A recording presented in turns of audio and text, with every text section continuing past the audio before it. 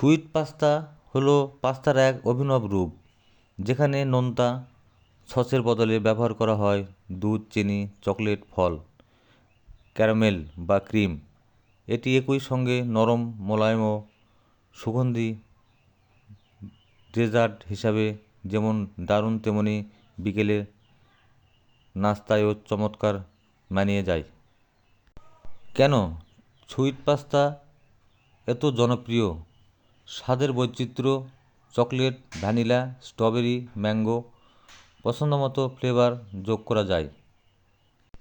সহজ প্রস্তুতি, সাধারণ পাস্তা সিদ্ধ করে দুধ, চিনি বা কনডেন্স মিল্ক মিশিয়ে অল্প সময়ে তৈরি। শিশু শিশুদের প্রিয় রঙিন শপিং কলস বা ফল দিয়ে সাজালে বাচ্চারা খুব পছন্দ করে।